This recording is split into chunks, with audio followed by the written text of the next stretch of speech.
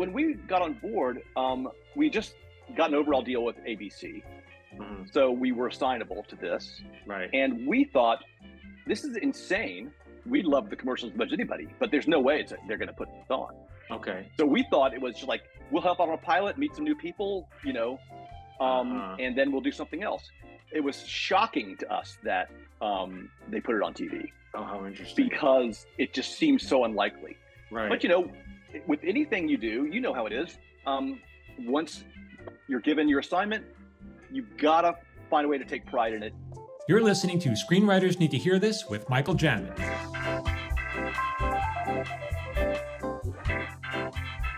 Hey everyone, welcome back to Screenwriters Need to Hear This. I got another great guest today. Actually, ordinarily, I would never have a sitcom writer who's more successful than me on my show out of insecurity. But I'm doing it today to prove that I am more magnanimous than he is. And so, welcome to the show, Bill Martin, whose credits are freaking crazy good. And he has so many great credits. I'm going to list some of the great credits, and maybe I'll throw in some not so great credits to humble you, to keep you humble. There are plenty of them. Yes. But you started in Living Color, and I wanted to talk about that because I love that show. But then She TV, Third Rock from the Sun, Grounded for Life, and I'm skipping many, okay? Cavemen, The Singles Table, Hank, How to Rock, Malibu Country, Soul Man, which I believe I think we met on that, and I think you guys beat us out with good reason. That's what I'm really here for, revenge. Yes, right. Living Biblically, we'll talk about that, and the Fam, the Unicorn, the Neighborhood, the Unicorn which you and your partner created, and the Neighborhood. Are you guys running that as well, Neighborhood, or no? We are. You are. Damn. Yes. What's it like to be? Welcome to the show. And what's it like to be a working sitcom writer?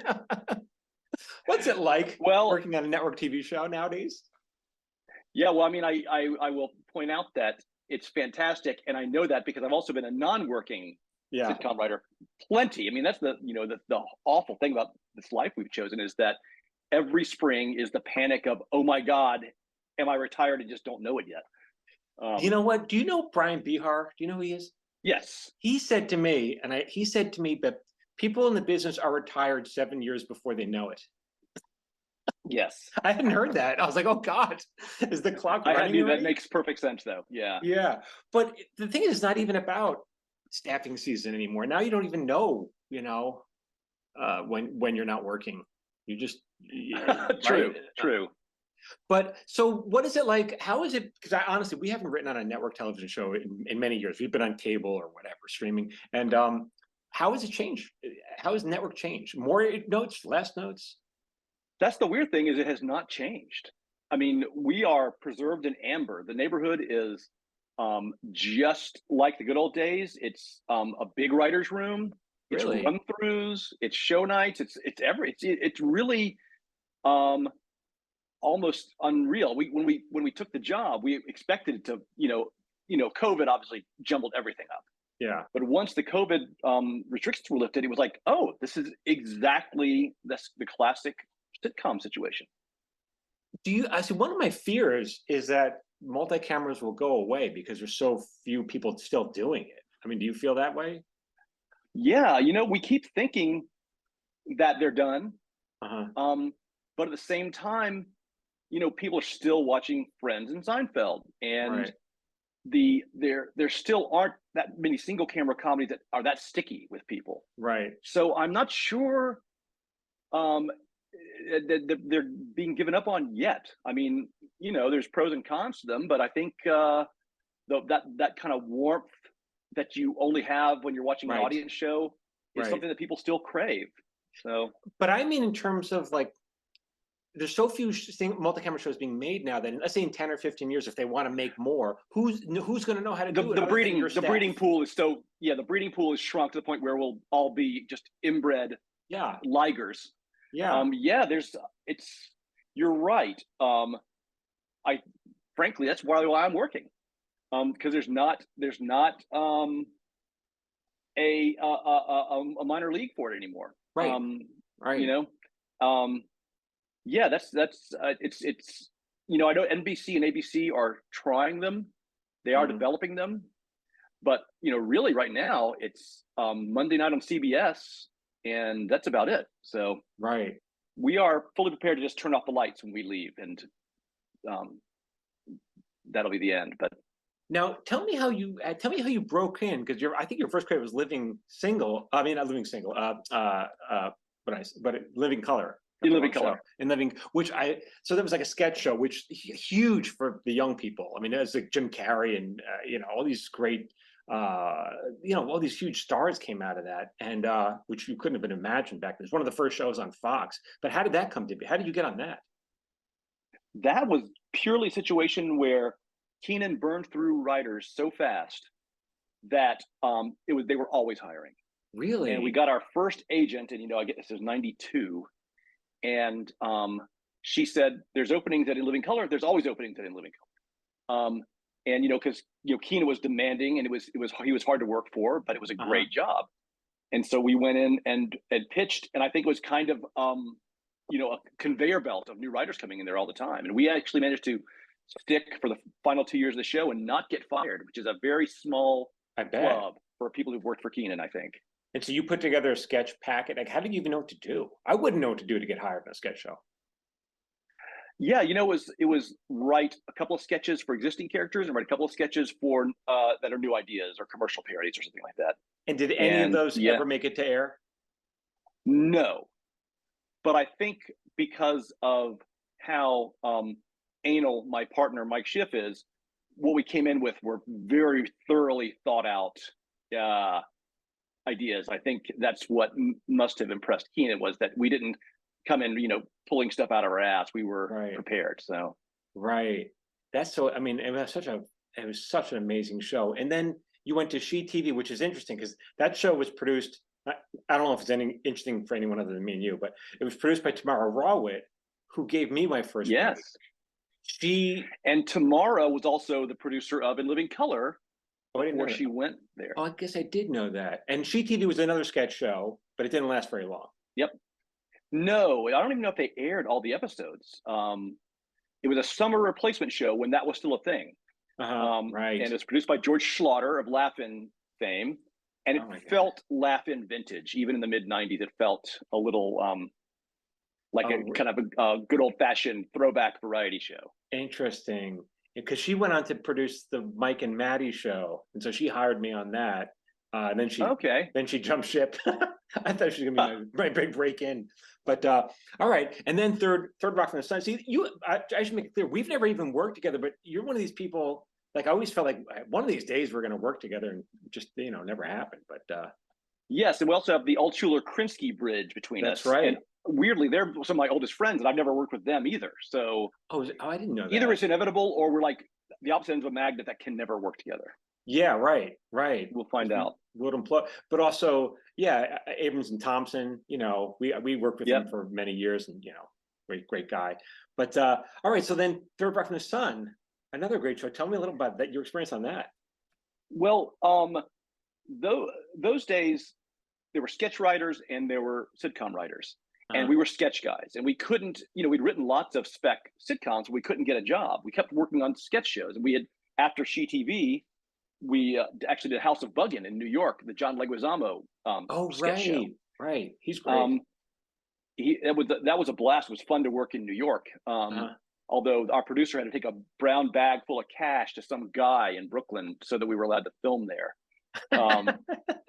But we're kind of in sketch jail. But Bonnie and Terry Turner, who created She TV, then created Third Rock from the Sun, and because they'd come from Saturday Night Live, and they'd written movies, they'd kind of done a lot of different things. They didn't have those expectations that you hire sketch people for sketches and sitcom people for sitcoms. So we had a great experience with them on She TV. So we were some of the first people they thought of for Third Rock. So they helped us break out of the sketch jail. And did it feel like that? Why does it feel like a sketch jail? Like, seems fun to me. I don't know. I think it's just that it took such a specific skill set to just crank out joke, parody. I think it was just, it may not have been a bad thing. I think it was just because there weren't a lot of people who'd had a track record with it, that they were desperate to find you. I don't really know. It wasn't fair though. But I'm never going back to sketch jail. But so right, so you don't want to do that ever again? You don't want to write sketches again? Well, I guess there aren't really any sketch shows left. No, I mean, but the sketch shows now, I mean, like, I Think You Should Leave is the greatest thing I've ever seen in my life, but it doesn't need me. Right. So, but you don't have that, in other words, that craving. Because we've never done it. I was like, well, I wonder what that been like. But yeah, sometimes, yeah, the idea for a fun parody, it still, hits you every so often, and there's just no place for parodies other than that. So, yeah, I do find myself saying, "Oh, that's a good idea. I hope Saturday Night Live does that." Right, because that's kind of the last game in town. But it was it's a whole new skill set that you had to learn. I mean, what was that jump like to go into scripted, narrative television? It was pretty easy just because that's what we set out to do. When I met Mike in film school in New York, and we were just Cheers fanatics. Right. And so we had written 7 or 8 sitcom specs before we got that job at In Living Color. So it was all we wanted to do. It's just that In Living Color was a job we could get. Right. So interesting. We worked with the Steinkellners who ran Cheers, a couple of years, and to me that was so exciting to be. I don't know, because like you, I love Cheers. Like Cheers was everything. That's why I wanted to be a sitcom writer. So it was so exciting to be on. Yeah. But by the way, our Cheers spec, the plot of it was a John Henry Man versus Machine, Cliff Clavin racing a fax machine. That's how long ago it was. So in other words, that was a legit idea. So he would deliver a letter faster than a fax machine could. He claimed he could beat a fax machine. That's funny. The fax machine, still took 18 seconds, but it was faster than Cliff. That's pretty funny. I like that idea. Oh well. But then, so then tell me, because your career, honestly, you've so many shows, like way more than we have. And so what? Right. So then you just jump after Third Rock. How many seasons were you there? You were 4 seasons? 5. 5 until the end. Yeah, halfway through our 5th season, we left to create Grounded for Life. But it was all at the Carsey Werner company. So we didn't really say goodbye. We just moved one building over. Now it's so interesting because what was creating that life? Because back then you might leave a hit show to create your own show. I'm not sure you'd do that. Yeah.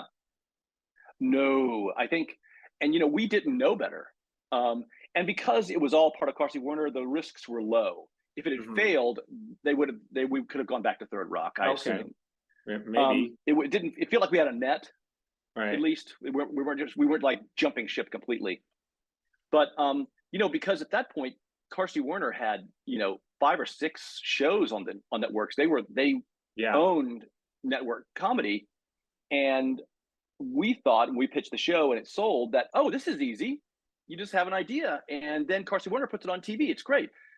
We were batting 1,000, and in very short order we were batting 100, and then batting 50, and we realized we had a very skewed idea about how easy the business was at that point. And how did you come up with that idea? Like, walk me through the whole process of. Well, Mike Schiff, my partner, is a bit of a jerk. He's a curmudgeon. He's a grumpy guy, and he was itching to do something different. He didn't want to just do a multicam that hit all the same notes we'd already been hitting for a while. And we went out for lunch one day with our friend Chris Kelly, who ended up writing on the show. And Chris told us a story about taking his daughter to the Cinerama Dome and having to wait outside the ladies' room down those stairs. And it turned into a really horrible, awkward situation. And the story was just hilarious. And we came back from lunch, and Mike said, "Why can't we make a show that's as much fun as hearing someone tell a great story?" And that's kind of the genesis of Third Rock, which was, it was a hybrid back before the word hybrid was kind of thrown around. But it was a show where you started in the middle, something had happened, and someone would say, what's going on here? How did this happen? And you'd go back and tell the story in single cam. And so it was just a way to make stories more fun to tell and much, much harder to produce. It was a nightmare because we'd shoot 3 days of single cam and then 2 days for the audience. But so everybody who worked on it was gratified by it, but it was hell. But did you think about that when you came up with it? Or because that would have been on my mind. Like, do I really want to produce this show? At the time we thought it was going to be a breeze. Oh, We just okay. didn't know any better. We were young and we'd never run a single cam show before. Right. Um, and the problem also was directors. It was interesting. A lot of multicam directors had no problem doing the single cam stuff, but then we had single cam directors who were absolutely, gobsmacked by the multicam, the demands of the multicam. Yeah, it's very different. It almost killed some of them. Did you spend a lot of how did you divide up time on set? Was it one of you guys on set at all times, or what? Yeah, we'd always, thank God we were a partnership, because someone would always be on the, we had 12-hour shooting days for the single cam, Monday, Tuesday, Wednesday, and one of us would always be down there. Right. And usually whatever writer had gotten their name on that episode. And then upstairs we were keeping the sausage factory. Right. And while the other person's writing the scripts or rewriting, whatever, let's say you're on the set and you come back, what's your involvement with those scripts if you are not 100% on board? At that point, are you like, how do you handle that? Yeah, that's you're in a partnership. That's kind of if you don't have a lot of trust in the other person, I mean, it could be a disaster. I know, I've heard stories about shows, I won't name them, where the creator would spend the whole day on the set and then come into the writer's room at 9 o'clock at night and throw everything out. Right. And you just can't do that. And we would have lots of disagreements, but we still had table reads. So we still had a chance to try things out and fix them. Right. At that point, a lot of single cams weren't even doing table reads. The production demands were so intense that you just had to kind of go with it. Yeah. But we loved having table reads because there's nothing like hearing it once and getting that one day to take a whack at it. Right. And we also had hiatus weeks, unlike a lot of single cams. So we'd do 3, but then we'd have a week to decompress and reload. Yeah. And that made it a lot more doable. Yeah. And how many episodes were you doing in a season most of the time? It was crazy. We got a 13 order, but then they asked for 6 more. And then we got a full order, but then Fox canceled us in the middle of the 3rd season, but WB picked us up and added more episodes. So we kind of had this weird staggered thing where it could be as few as 18 and as many as 21. And it was crazy. I remember back, I haven't done multi-camera in a while, but we were on these multi-camera shows. Well, that's not really true. I did one kind of recently, but towards the end of that long season, if it was like you're up to 20 episodes, you're just like exhausted, man. And you're like, oh God, how am I going to do another one? Like, but we never ran one. And I think it's just the amount of stress on a showrunner for that is just, that must have been something else for you guys.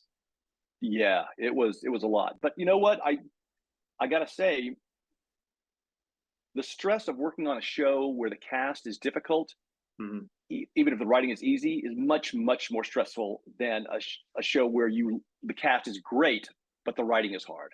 And that's the thing, is that, for me, I get stressed out, but if I go to stage and the people there are good and they appreciate what you're doing, the stress is always, you can always maintain. Right. It's when you get called to the stage and it's going to be a nightmare. Yes. And someone's mad, then that's when the stress boils over. Right. Because then you got to do a giant rewrite and there's no time for it.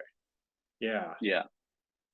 We've been pretty lucky on that front. And this was, Donal Logue and Kevin Corrigan and Megan Price. They were just great actors and pros, and we're thrilled to be there. And if something was wrong, they trusted us. And if something wasn't working, we trusted them. So despite the fact that the workload was grim, it never destroyed us. Right. Some people don't realize that sometimes you'll get an actor on a show who's not that happy to be there, even though you're paying them. Yeah. And it's like, and they auditioned or whatever, got an offer, they're not happy to be there. So it's odd. But okay. Yeah. And then Caveman, which was based on a giant hit commercial, right? It was a hit commercial and it was a hit show. It was just one of those shows that just America embraced. They loved it. And I think it went 5 seasons. I got to check the numbers there. I can see your face going, wait, does he hear me? What? I got the wrong show. I'm turning red. Oh, yeah. But that must have been hard because you guys developed that as well, right? We did not, actually. That okay. was one where the original directors and the writer of the original commercials developed it. Okay. And the studio felt they needed some experienced hands to come in and help. So we were actually were brought in during the pilot after it was already mostly cast and on the way to production. So it was kind of a runaway train at that point. See, I love hearing stories when other writers are being tortured. Yes, that's what I'm getting at. Yes. So is that? Yeah, it was torture, and the weird thing was it wasn't. First of all, it wasn't a bad idea. It's just that because it was perceived as such a cynical idea, right? And the knives were sharpened for it. So it was. I don't think any of us realized how ready critics would be to hate something that was based on a commercial. Right. Right. Because that said, the creative people behind it were all fun and interesting and good. I mean, we ended up being friends with all the guys. It wasn't a bad creative situation, other than it was a fool's errand. We were being sent into the lion's den, and once it got into production, a single cam show with a certain the visual stylists of the show, the guys who did the commercials really wanted to be sleek and clean and neat looking and modern like the commercials. Right. And that was a high bar to reach. But add to that every single cast member had to be in makeup for 4 hours before they could shoot. I mean, it literally, by the end of the second episode, their faces were chafed and red, and they were in agony, and they were upset and mad. And these were good professional actors like Nick Kroll, wonderful. Right. But you can only torture a man's face so many days in a row before they go, "Oh my God, what's happening?" So it was almost unproducible. But that's interesting because you said, I think you're exactly right. There's something, something cynical. It was already labeled with the cynicism of like, oh, it's because it's based on a commercial and therefore it can't be any good. But did you know that when you signed up? Could you even possibly have thought about that when you signed up, you got on board? Well, when we got on board, we just got an overall deal with ABC, so we were assignable to this, right? And we thought, this is insane. We love the commercials as much as anybody, but there's no way they're going to put this on. Okay. So we thought it was just like, we'll help out on a pilot, meet some new people, and then we'll do something else. It was shocking to us that they put it on TV. Oh, how interesting. Because it just seems so unlikely. Right. But, with anything you do, you know how it is. Once you're given your assignment, you've got to find a way to take pride in it. You can't blow it off. So we dug in, and the pilot had some issues. And the first episode that we ran, we kind of got it into shape. It wasn't quite there. And then suddenly the third episode, I said, okay, that's funny. We figured out, and in no small part, Nick Kroll was a secret weapon. Yeah. But by the time we figured out on episode 3 how we could make a show that we could be somewhat proud of, after the first episode aired, we were already dead. It was we were summarily executed. Yeah. So but go to YouTube and watch some of the later episodes of Cavemen, which are still illegally out there, and it's actually a pretty funny show, and it's got a great cast. It's just I'm not sure Steve McPherson was in his right mind when he picked it up. It's so interesting because you're absolutely right. And no matter what show you're working on, you're going to find something that you love about it. You'll take pride and you'll lean into that. But yeah, you're right. Because we did an animated show, and for some reason they decided to put a laugh track on the first episode. And I remember yelling, why would there be a laugh track on an animated? Who exactly is laughing? Are we going to see the other animated characters in the audience? Like, who's laughing? Yeah. And lost that fight for sure. And we got, raked over the coals, justifiably so. And once you had that stink on you, yeah. We fought it. You can't fight. You can't win every fight. What are you going to do? I don't think you can win any fight, can you? I wouldn't know what that's like. We did a show. Oh my God, when we did a show that was very low budget, and we had a small budget for food, and so I sent the PA to go to the Whole Foods and get me these yogurts that I like that has the fruit on the side. And, it was $100, whatever. Just get some yogurt. And we submitted it in, and then we got yelled at by the studio saying, "Why is this bill from Whole Foods?" And I remember saying, "Well, whatever. It's $100. Does it matter where we spend it?" And they go, "Yeah." Oh no, you're not that kind of. You're not a Whole Foods kind of show. This is a Ralph show. This is the Vaughn's show. Yeah. Yep. That was so. Yeah, you don't even win that fight. But maybe you win more. I don't know. I wouldn't. You must be able to win some fights.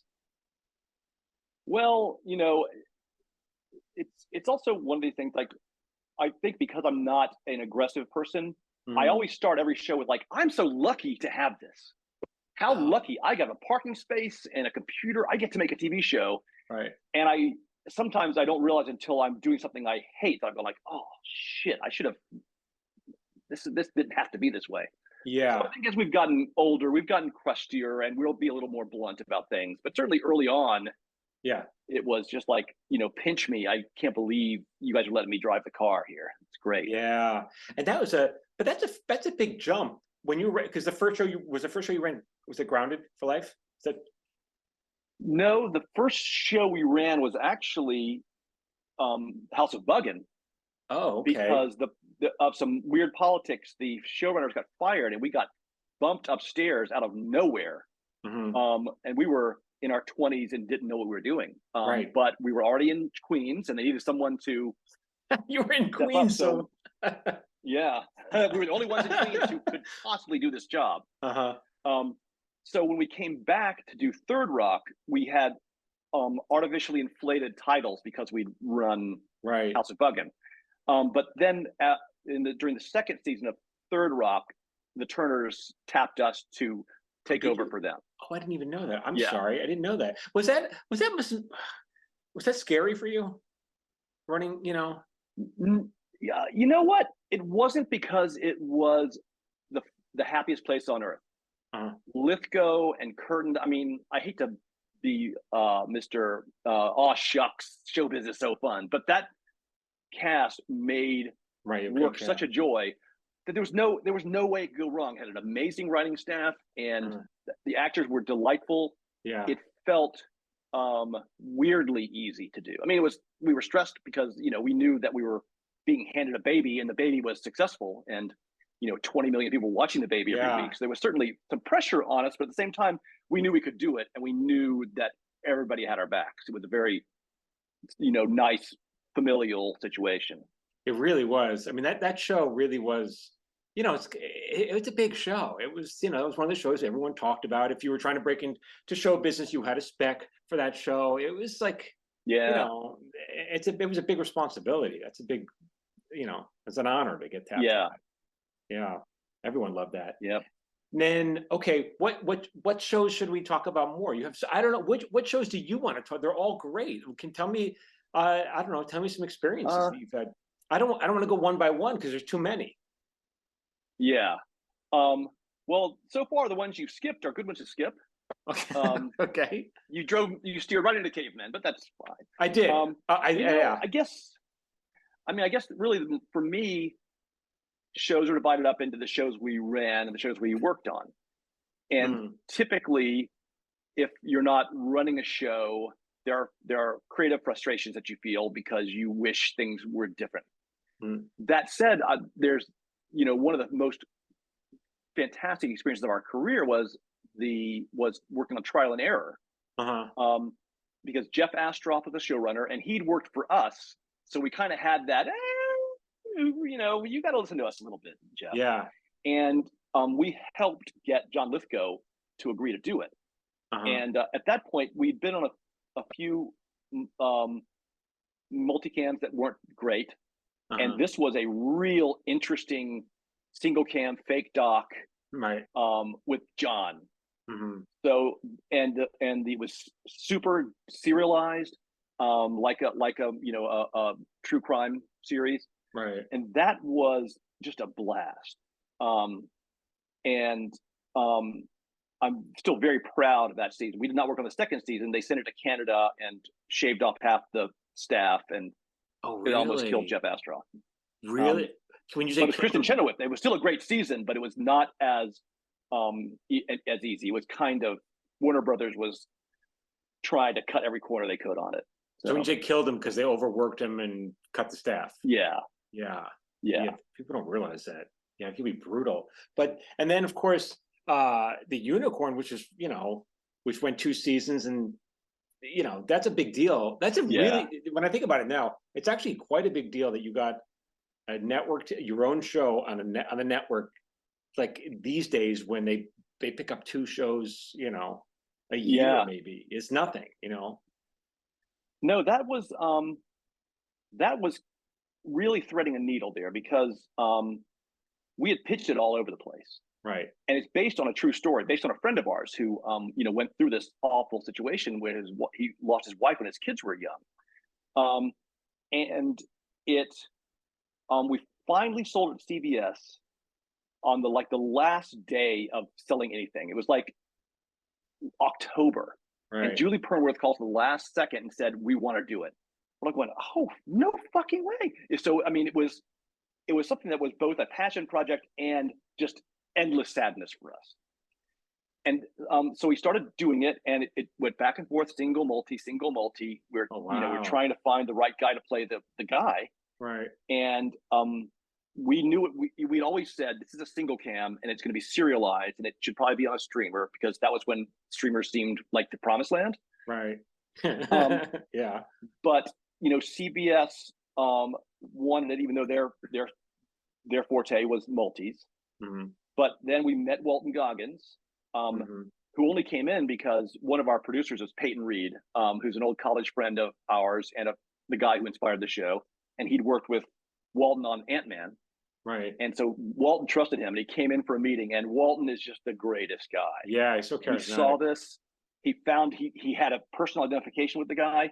And once he jumped in, he said, "I'll do it. I mean, it's gonna be single, obviously, but I'm in." Right. And David Nevins and everybody at CBS were so thrilled that Walton Goggins wanted to do a sitcom that, like, suddenly we were fast tracked, and it was like all the way onto television. Wow. Did you pitch it with the title "The Unicorn"? Because I was like, that's a smart title. Like, I would think that. It's funny. It did, and Mike Schiff never liked it. Oh, really? By the way, Mike's usually right, and I'm wrong about stuff, but I do like to lord it over him. I assume he's going to listen to this. He didn't care for it, but it's one of those things, like, once it leaked out, people said, oh my God, that's perfect. And the fact was, it had happened to coincide with a time when unicorns were everywhere, unicorn kiddie pools, and it was the unicorn moment anyway. Yeah. But that's because I remember hearing about it. It's like, damn. Like, I'm surprised you said it took so long to sell. Like, damn it, that one sells right away. That's an idea that sells. So it's interesting. Yeah. And we didn't make up the title. It's what I know. Yeah, I mean, guys like Grady are known as on Tinder. Right. They are they check all these magical boxes for what a perfect guy should be. Yeah, right. That's just a great. And so then after that, The Neighborhood, which you jumped in, it had already been running for tell me if I'm wrong. Yes, it had. It's here's my vindictive tale of revenge. Mm-hmm. It's not vindictive at all, by the way. But we had a pilot with Cedric. We had run his show, The Soul Man, on TV Land for a couple of years. Right. Great guy. We had a great time there. And when that ended, he said, "Let's do another show together." So we pitched out a show that it was his idea and his manager Eric's idea to do a show where he's a fire chief. So we pitched it, and CBS bought it. We wrote it. It was a single cam, which was kind of gritty, because we wanted to do something that was hard to produce, as usual. Right. And at the end of the day, they didn't want to pick it up. But we were producing with Aaron Kaplan. Yeah.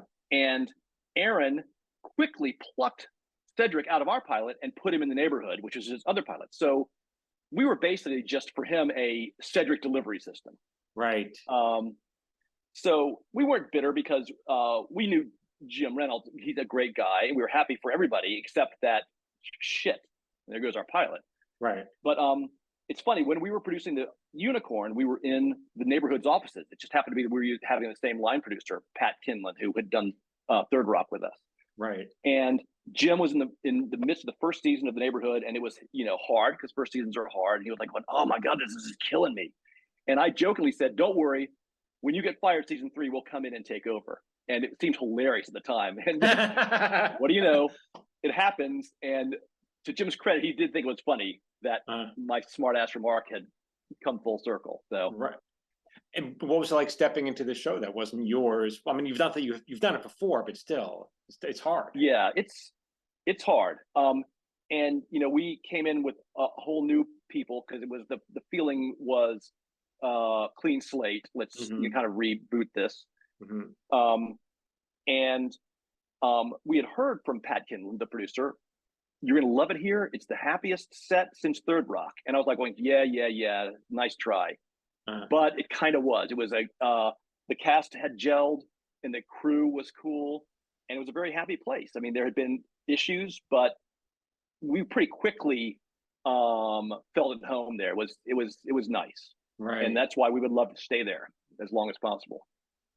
Maybe you will. I mean, well, we'll see what happens to the strike, but maybe you will. I mean, it seems like now they're giving shows a longer. I mean, tell me if I'm wrong. Networks are giving shows a longer chance because it's just it's too risky almost to not.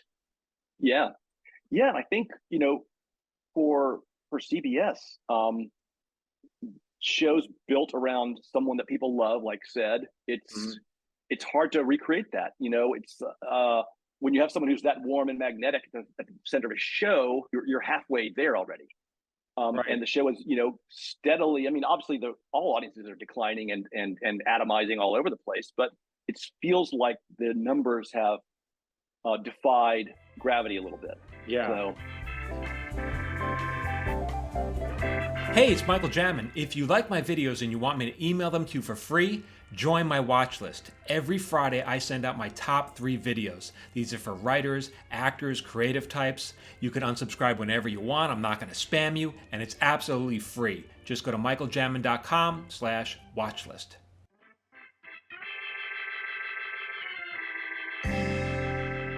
What's it like now? I mean, because one of the biggest things, you've obviously staffed 1 million shows, and you got to read specs from. You must sit through a pile of specs every season when you're doing this. What are you looking for in new writers? Yeah, it's funny.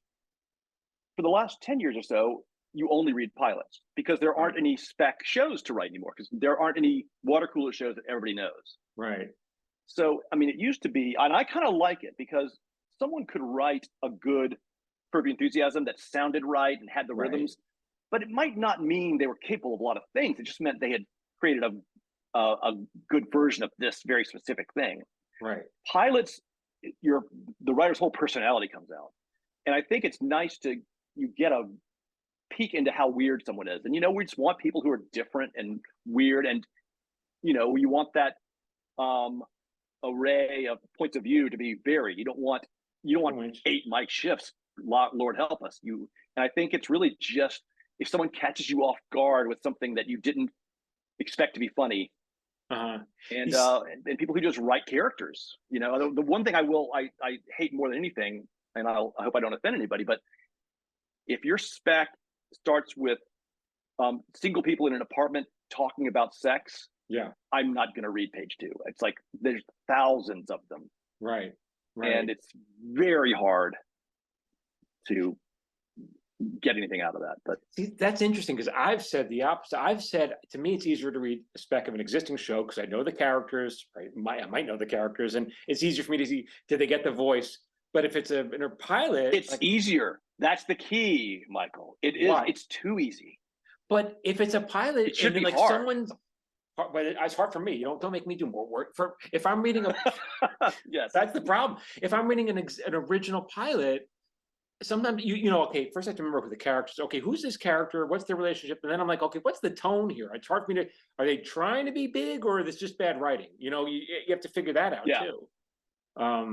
No, you're more open. It's more work to read a pilot. It is, but I think when someone pops out of a pile, it's a bigger pop when they've created something entertaining whole cloth. Right. That's true. That's true.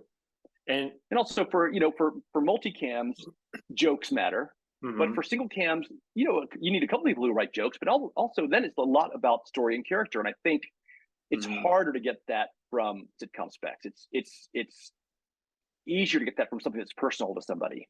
So, do you have a preference as to what you want to like do, a single or a multi? My the artist in me wants to do single. The person who has to wake up and go to work and then get home and be happy likes multi. But the multi-camera, the hours are worse. So great. Wait, if you're doing a rewrite on a multi-camera after a network run through, you might be there till midnight or whatever. Never. You always have good run throughs. Well, no, by the way, yes, you're right. But on the Neighborhood, I don't think we had dinner 3 or 4 times last season. Serious. And that's not because we're so fantastic. It's because the show works. If a multicam works, the hours are great. If a multicam doesn't work, then you're right. If the run through is so bad that you're reworking the story, and we've been there too. I mean, we even Third Rock early on, we had some late nights. Yeah. But in the ideal world, when a multicam is working, it's the best job in the world. And Cedric knows what he wants. He's also approving the stories. He's approving the pitches early on. So we're not taking something to the table that he's not invested in. Right. So I think, if he were an ogre or had bad taste, it would be terrible. But the combination of him trusting us and us trusting him has made it a really sweet gig. So you'll pitch him. Okay, I'm curious how it works. You'll start breaking a story. You won't get too far. Maybe you'll have some act breaks, and then you'll bring it to Cedric. Right. And then, but you won't do more than that. You won't do more work than that because, right? Right. Because you never know when he'll say, and sometimes, he does that thing too, where he'll go no, I don't know about that. How about that instead? Like, oh, okay, that's fine. That's easy to do. Because he's great at having that natural story sense of what his character would do. Now, did you ever pitch him or anybody else? This is my fear. You pitch them, here's a great story idea for you. And they go, oh yeah, they love it. And then you go take it to the room and you go, I don't know how to break this. Yes. I thought I knew how to break it, but I don't know how to break it. That is what I would do if I didn't have a super anal partner. Okay. But Mike, we still have those times, but once I have an idea, I'm good to go. Hey, look at this great idea, let's go. But Mike's only I need to stare at this for a day. So he we give Cedric ideas early in the process, but the fact is we send them through the Shiffatron 8000 before the upgrade. They get out of the room. And so I'm just curious. So it's like you may spend let's say 2 or 3 days on a story idea and then bring it to him. Yeah, I mean some are easy, some are one day. Okay. Some we will break 5 different times and still get it wrong, and the 6th time we'll do it. I mean, we work hard, right? And Lord knows when we go back into production, we're going to have a 3-minute pre-production period. We're going to be fucked. But last season we had 8 weeks. It was plenty of time to find our rhythm there. Right. And then after that, you still got to pitch it to the studio and then the network, and they can still say no, or you were saying, well, Cedric really likes this, Yes, we do. And the thing is, it's not just Cedric, it's also Wendy Trilling, who used to be the head of CBS. And she is cool, and she's smart, and she's not afraid to hurt our feelings. Which I love about her. And Cedric trusts her. So in a weird way, by the time the network sees it, they know Wendy likes it. Right. And if Wendy and Cedric like it, they tend to say it's, in fact, at a certain point, we said, can we stop doing outlines and go, we have a very detailed story document. Can we just go to script? And that's okay. So that also helped us that they would trust that process. Yeah, that's actually it's a big advantage that Wendy's a producer on the show, because they, she knows what the network wants. They trust her. And so it's almost like, it almost removes an obstacle in the future. You get it out of the way now. That's interesting. Yeah. And also it's something that we want to do, and Wendy has signed off on it. It's like, we don't have to be dicks. We can say, I know, but let's see it on its feet, because everybody over here likes it. And, right. It usually works for us. So. Right. And are they bringing audiences back now? How does it work? They started to. The problem, we had last year was they did the whole season before we got there, block and shoot, because they had no choice. Yeah. And it frankly made everybody a little relaxed, because it was very easy lifestyle. And the fact is, there's when you have an audience that's basically crew and extras, it's easy to not go hard for the laughs. On the other side, when you have Tashina Arnold and Cedric the Entertainer and Max and Beth, these are people who swing for the fence every time. So I honestly don't think you can tell they weren't doing it for an audience, because they're selling it so hard in a great way. So last season we still did block and shoot. And we kept saying the audience is going to be back any second. We're about to go back to audiences, but it was working. What do you do? So now that you're on strike, like, what is it like for you now on strike, when like you don't have these creative muscles to flex? Are you craving anything, or what, are you doing anything on the side, really. Writing a novel or something? No, I mean, I think me and Mike are revisiting things that we had to put aside. And doing brain work on them, because we don't want to waste this time completely. Right. But early on, it had been a long time since we had an off season where we knew we had a job to go back to. Third Rock was like that, and Grounded was like that, but It's been years since we had a non-panicky off season. Yeah. And this finally we had a pickup.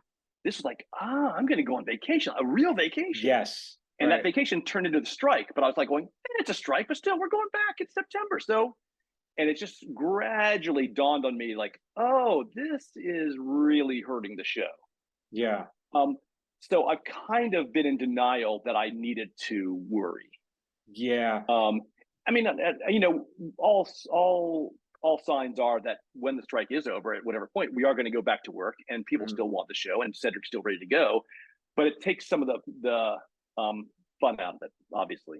Yeah. And I shouldn't be complaining, because we're still in such an ideal position. The last strike, we had to walk off the set on Cavemen, and let other people edit the show, and completely divorce ourselves from something that we've been killing ourselves on. Yeah. And getting force majeure out of a deal. I mean, it just destroyed our career completely. Yeah.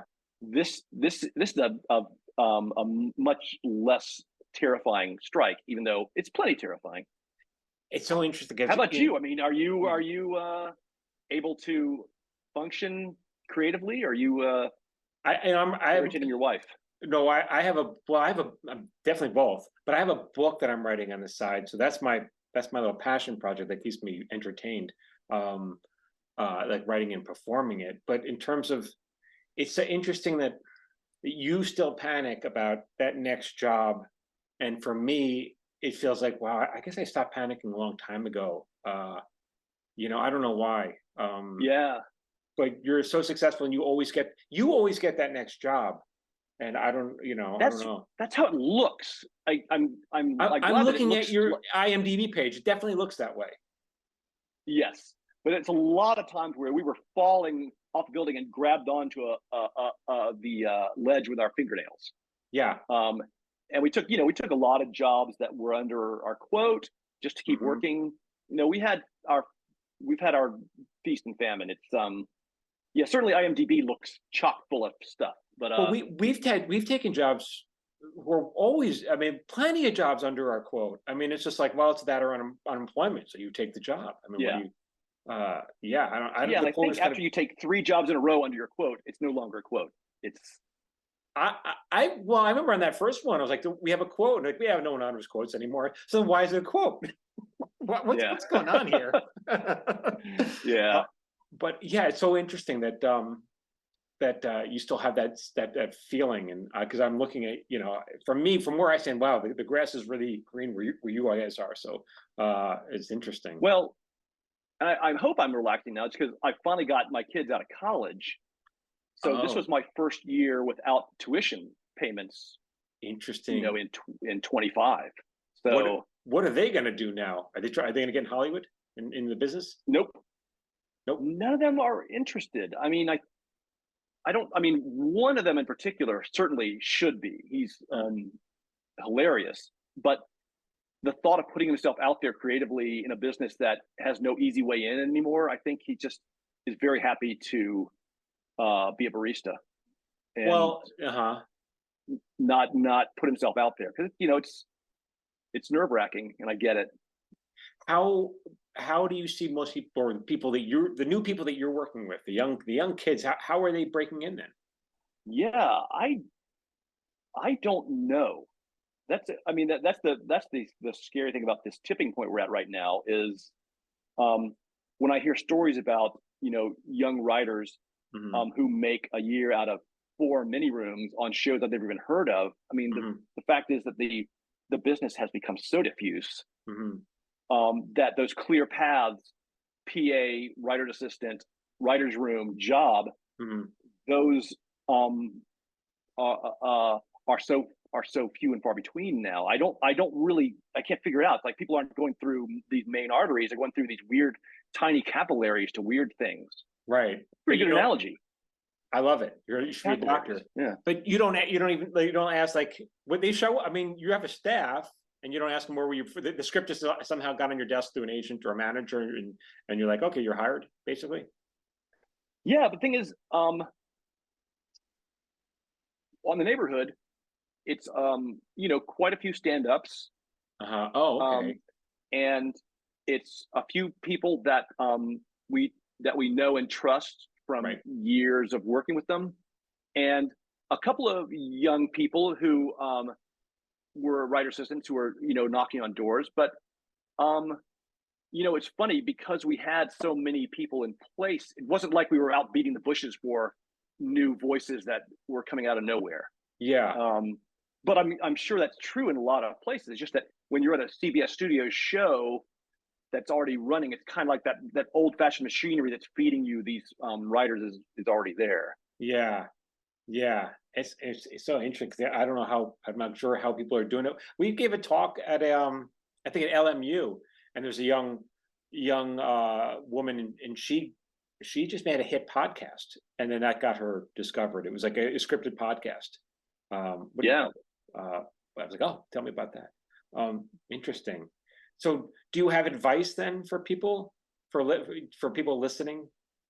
Words of It's funny. encouragement. Last night I was giving advice to this year's um, crop of interns from UNC Chapel Hill, which is where I went to college. Right. In fact, look, there it is. Oh, okay. And I kind of had to apologize because I said, look, here's the traditional way in. If you want to get in the writer's room, become a PA. And then I said, and I also admit that that way of getting into the business may disappear. And if you have other creative outlet, if you can do a great podcast, if you put stuff up on YouTube, if you have TikToks, there's a lot of ways to express your comic voice that aren't writing sitcom specs and waiting for your turn in the writer's room. Right. I'm just, as a dinosaur, I'm not really the perfect person to ask. Yeah, I mean but I think you're right. It's about put the creative energy out there, stop begging for work, start making your own opportunities, and probably good things may come your way, I guess, right? Hopefully. Yeah, and I also would like to think, as the strike goes on, people periodically say, why doesn't someone do what Charlie Chaplin did? Do United Artists, start a creator, talent-driven production, and I do feel like when I listen to a great podcast like Valley Heat, which we were talking about before we went on, you realize there are ways to create an entire world for a show for no money. And in my mind, Valley Heat, everyone should listen to this thing.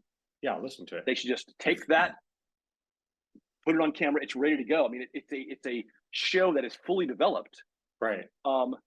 that no one owns a piece of. And I guess that would be what my hope is, that if we don't like working within the system with these jerks, if you're young and have that energy, make something. Yeah. And who knows? I mean, see, we agree on that. We didn't agree on spec versus original pilots, but we agree on this. Yeah, that turned into a pretty ugly fight. It was contentious. Yeah. Yeah. Gotta... But that's the kind of heat that I think gets these podcasts, to catch on, right? I think so, but also, you're just, as you're learning your craft, you're getting better at it, and I don't know. I see it happening. I see people making a name for themselves. Like I was on the ticket line, I think it was at Disney, and I ran into this guy. He was on my podcast, and he recognized me, and he was a joke writer on Kimmel. I go, how did you get that job? He goes, well, I was just tweeting day and day jokes. Yeah. I like doing it, and after about a year or two, they found me and they hired me. It's like, yeah, good for you. I mean, yeah. But he was putting the work out. He was doing the work and getting better, and that's how he got hired. So yeah, good for him. And I guess Shit My Dad Says was the original Tweet Becomes a Show, and we all rolled our eyes at that from the caveman syndrome of cynicism about how are you turning Twitter into a show. But if you're funny, people will find you. Yeah. But I gotta say, like, I remember that happening. Like, really, is this how it works now? But they were just at the forefront, and yeah, that's how it works now. Yeah. Damn right. I'm always late to the trend. So interesting. And I guess before I wrap up, what is it like for you? Working. People want to know, working with a writing partner. How does that dynamic work with you guys? Well, there aren't a lot of writing partnerships that last this long. I mean, you guys and Altshuler and Krinsky. Yeah. And there's a few, and I think for me it's having that yin yang thing. I'm not a worrier. I'm not detail oriented. I don't tend to stress out, and Mike does. Right. And I only really want to do half the job of running a show. Yes. Luckily, he can do the other half. Yeah. So. I think a lot of partnerships are based on people having the same sense of humor and just getting along, and that's great. But for me and Mike, we don't actually get along all that great, but we do agree on what's funny, and we respect each other, and it makes the job doable. Wait, you said you don't get along that great? Well, we get along great, but one of us is a drunk, pot-smoking redneck from Florida who doesn't give a shit, and the other's an incredibly neurotic, buttoned-up Jewish guy from the Upper East Side. The only thing we have in common is Cheers and Albert Brooks. But you met in school, right? In film school. Yes. Right. Yeah, we just met because he was the only person in our writing class first year who I thought was funny. Yeah. And so we just kind of found each other because we're the two guys writing comedy in that big screenwriting workshop. And you leapt into each other's arms, yes. It's so interesting. But it's so funny what you said about you only want to do half the job of showrunner. Yeah, it's a lot of work. It's a big job, and that's something my partner and I say all the time. Like, I don't really want to make this decision. Can you make it? It's a lot of work. Yes. Yeah, and a lot of times we'll punt it to like even hair and makeup. Well, what do you guys think? Yeah. All right, you guys seem to got a good handle on what the wardrobe should be. That you do it. Yeah. So interesting. No, I'm always very happy to let someone else do that. Yeah, Mike and I do take turns firing people. That's the one awful, horrible thing. We haven't done it a lot, but I did the last guy. Are you talking about writers or other people? Anybody? Yeah. Interesting, because when we were on set on a single camera show, if one of us has to run onto the stage to give the actor a note or the director a note, it's always like, you do it. You do it. I don't want to. Yeah. Because I can't. How many times am I going to go on set and tell them they're doing it wrong? Can't you tell them they're doing it wrong? I don't want to be that guy all the time. Yeah. Awful. We had a great run for several years where whenever we would get a pickup, I'd be on stage and get to announce it. And every time we got our order cut, Mike would be on stage, and it was hilarious. I was the hero. Yes. With the and it just was killing him. It was happening over and over again, just by God smiling on me. Oh, that's so funny. That's freaking great. We did we did an episode. I think it was Andrew Shumi. We were writing a script, and I was adamant that this joke was going to work. And Seaver was like, "This is, I don't even get it, right?" And I'm like, "No, this joke is great. You have no idea what you're talking about." And so we take the script. I guess it got to the table somehow. And at the table, we hit this joke, nothing. And like the room's just silent. And I just start busting out laughing. I was like, "Oh my God, I can't believe how wrong I was." And I'm laughing at how wrong. And then afterwards, everyone's looking at Siebert. They're like, they're assuming it's his joke because I'm laughing at him. And now I'm laughing even more, pushing him under the bus. So yeah, there's that. But yeah, there's always, I guess I feel like maybe you feel the same way. Like if he comes up with a line, great. That's one less line I got to come up with. You know what I'm saying? It's like, and it's mine now anyway. So Yeah, I think for me, the great thing about writing teams is when you're a single writer, you turn in a draft. Mm-hmm. When a team turns in a draft, it's a third draft because you've already fought it, and it's like it just makes things better. I mean, everybody has their partners. It just may not be someone they write with, but when you take it to the table or you take it to the writer's room, everyone's going to get a whack at it anyway. But for me, I think it just makes that initial idea. Everything has to kind of you beat things back and forth, and you fight them out, and you end up with better first drafts. So. Yeah, I totally agree. I always see that with writing teams, their scripts just tend to be a little tighter. Just somehow they're a little tighter because they've already fought over it. So yeah, that's interesting. Well, Bill Martin, thank you so much for doing this. This is a real pleasure. Honestly, it's an honor to have you on this and talk about your experience as a showrunner and a creator of really great television. And it really is an honor. Thank you. This has been great for my self-esteem. I don't normally talk about myself a lot, but man, I come off great. You certainly do. I'll fix that in editing. I'll ask these questions, then put a long dead pause before you answer. People are like, "What's wrong with this guy? Why is he taking so long to answer?" But thank you again so much. Is there anything you want to promote or plug other than your shows? Or watch season 6 of The Neighborhood when it comes on sometime in 2024. Yes, hopefully. That's sad. Yeah, that is sad. Yeah. Well, thank you again so much. All right, everyone, we had another great episode, I have to say, of my podcast. Screenwriters Need to Hear This. Keep following me. Keep writing. More good stuff coming. Thank you again.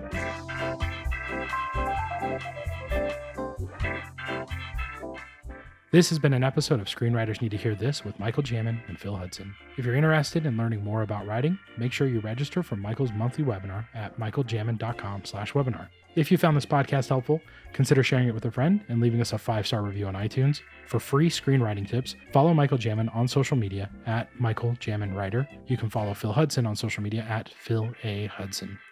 This podcast was produced by Phil Hudson. It was edited by Dallas Crane. Music by Ken Joseph. Until next time, keep writing.